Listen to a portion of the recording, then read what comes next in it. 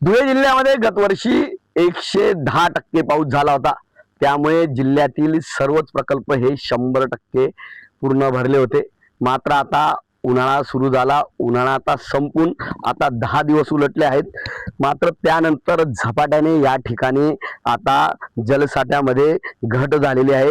धुळे जिल्ह्यामध्ये एकूण 12 मध्यम प्रकल्प आहेत, तर 44 लघु प्रकल्प आहेत। या मध्यम आणि लघु प्रकल्पामध्ये यंदा अवघा आता सद्यस्थितीमध्ये फक्त 34% जलसाठा आता शिल्लक आहे। विशेष म्हणजे गेल्या वर्षी हा जलसाठा याच महिन्यामध्ये 38% होता, मात्र यंदा हा जलसाठा हा अवघा 34% राहिला आहे। यंदा जवळपास दीड महिना 41 अंश तापमान होतं आणि त्या तापमानामुळे बऱ्याच प्रमाणामध्ये बाष्पीभवन देखील झालं आणि त्यामुळे पाण्याचा जो काही साठा आहे हा जलद गतीने हा कमी झाला।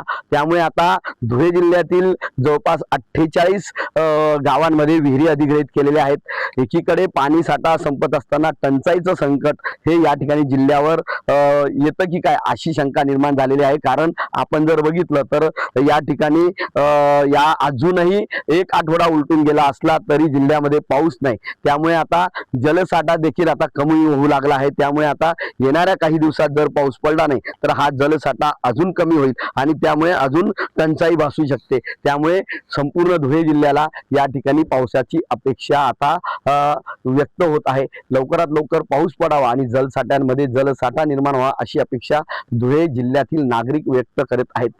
मनीष मासोळे, TV9 मराठी, धुळे।